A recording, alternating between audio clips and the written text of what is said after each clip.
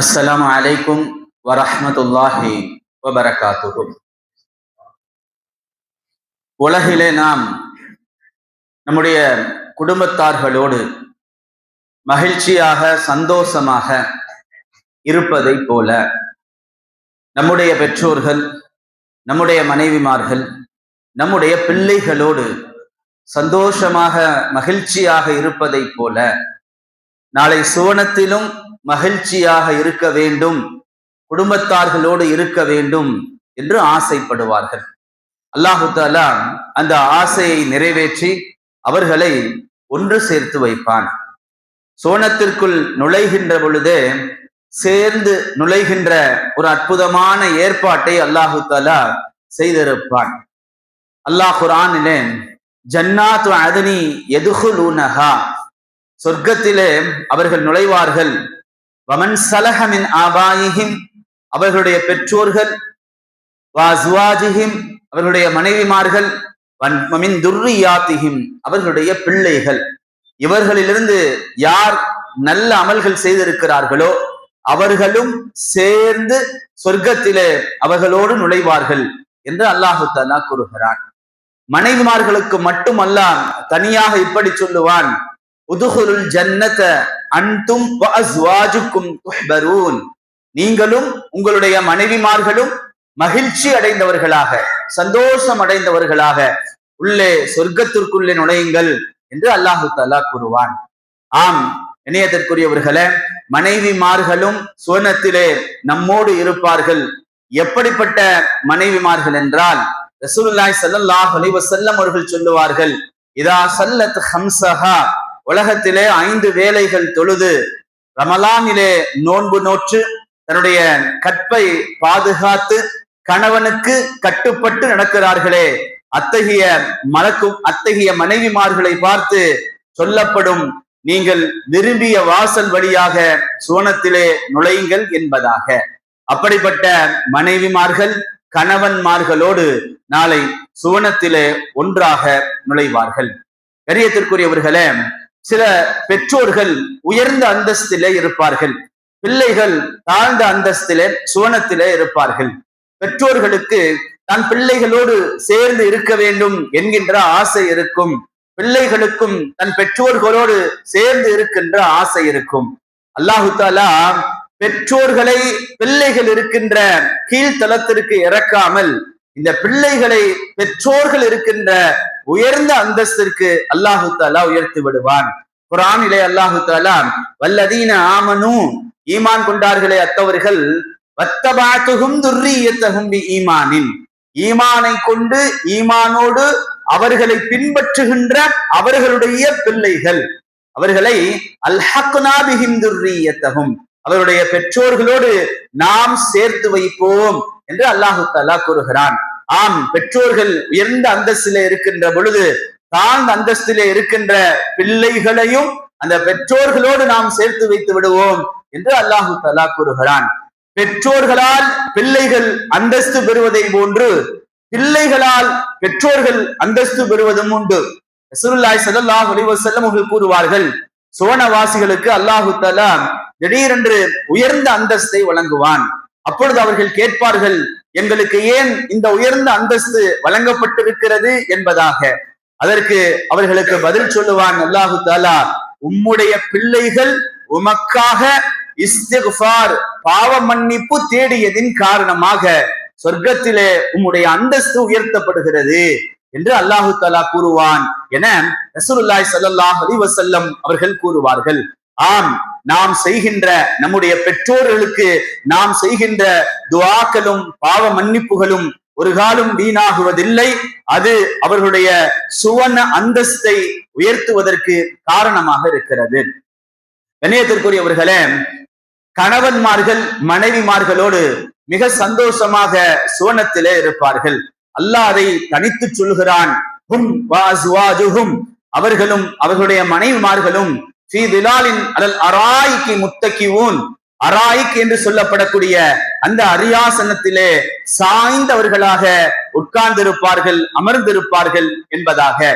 கண்ணியத்திற்குரியவர்களே, மனைவிமார்கள், அதாவது உலகத்திலே நம்முடைய மனைவிமார்களாக இருந்தவர்கள் அங்கு எப்படி இருப்பார்கள் தெரியுமா?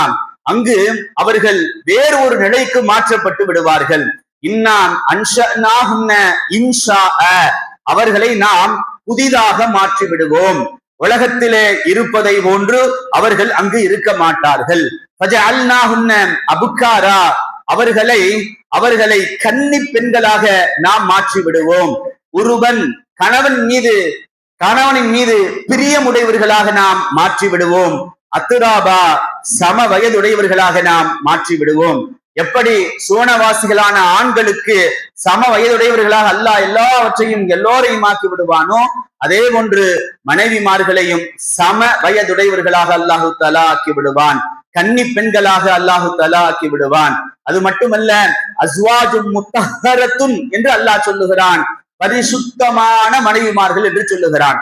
உலகத்திலே எதுவெல்லாம் அசுத்தமாக பெண்களிடத்திலே இருக்கிறதோ அந்த அசுத்தங்கள் எதுவும் சுவனத்திலே அந்த மனைவிமார்களுக்கு இருக்காது என்பது அதனுடைய பொருளாகும்.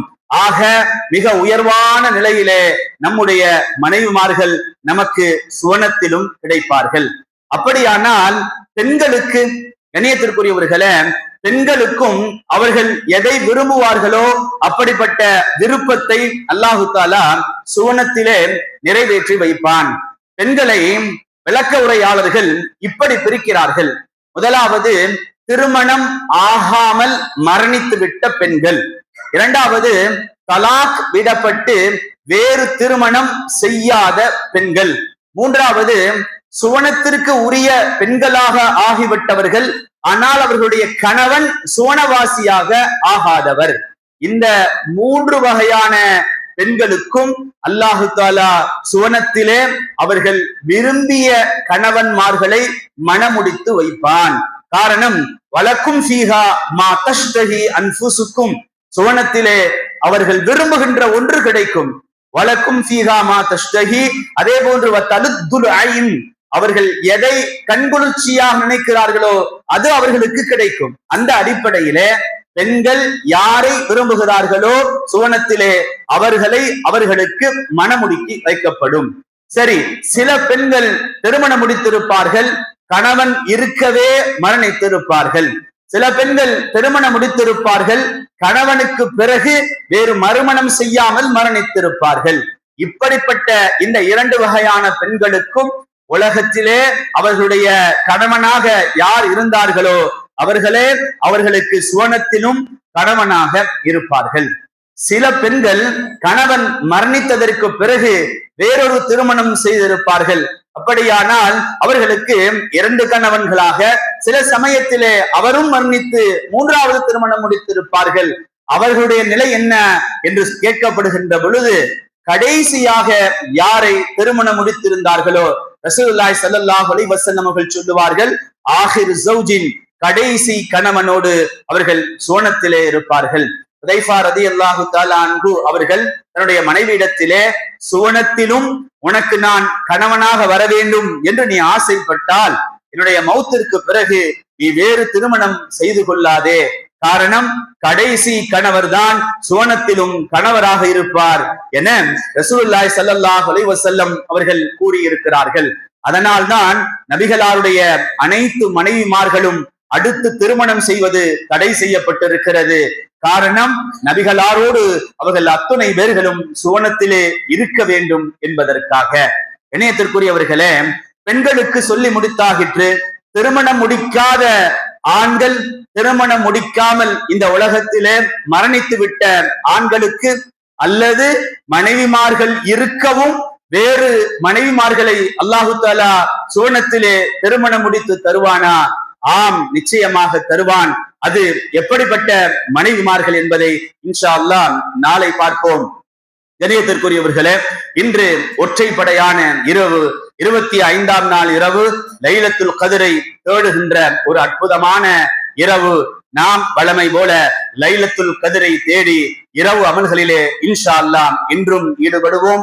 11 மணிக்கு குர்ஆனுடைய மஜ்லிஸ் ஆரம்பமாகி அதை தொடர்ந்து திக்ருடைய மஜ்லிஸும், அதற்கு பிறகு இடைவெளி விட்டு சரியாக 2 மணிக்கு தஹஜ்ஜத்துடைய தொழுகை ஜமாத்தாக நடைபெறும். அதனை தொடர்ந்து சஹருடைய உணவும் ஏற்பாடு செய்யப்பட்டிருக்கிறது. அனைவர்களும் அனைத்து அமல்களிலும் கலந்து கொள்ள வேண்டும். இன்றைய திக்ருக்கு சென்று விடுவோம்.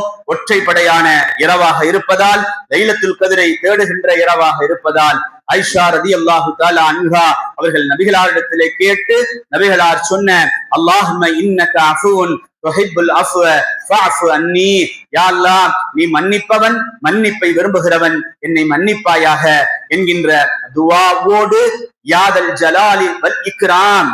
ஏனென்றால் ரசூலுல்லாஹி ஸல்லல்லாஹு அலைஹி வஸல்லம் அவர்கள் இந்த வார்த்தைகளை சொல்லி அல்லாஹ்விடத்திலே அழுத்தி கேளுங்கள் என்று கூறியிருக்கிறார்கள்.